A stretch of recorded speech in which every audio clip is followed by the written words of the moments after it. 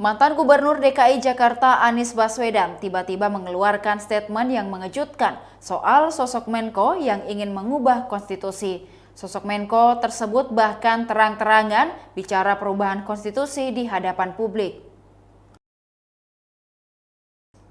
Menurut Anies, orang-orang yang tidak komit pada demokrasi inilah yang mesti dilawan. Meski tidak menyebut nama, sosok Menko Jokowi itu pun disinyalir ditujukan untuk Menko Marves Luhut Binsar Panjaitan dan Menko Polhukam Mahfud MD.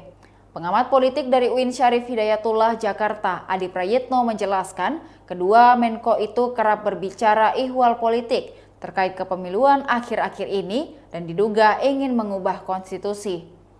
Misalnya, Mahfud yang pernah bilang usulan penundaan pemilu dan perpanjangan masa jabatan presiden tidak melanggar undang-undang.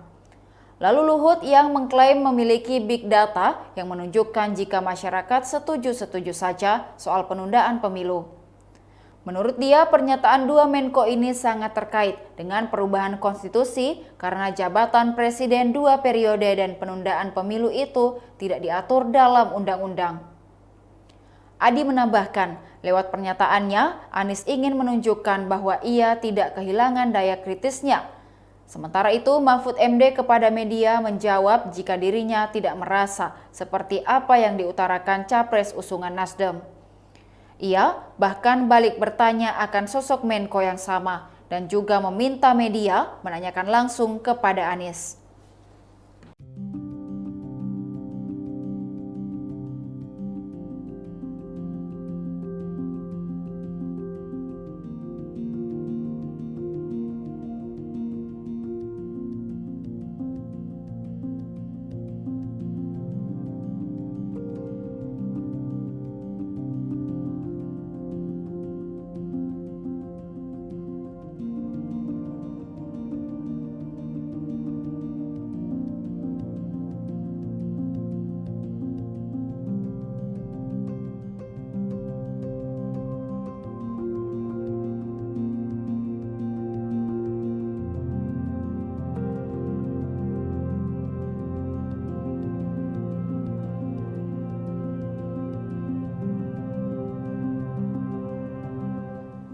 Demikian Tribun Hot News kali ini, saksikan berita lainnya hanya di kanal YouTube dan Facebook Tribun Timur.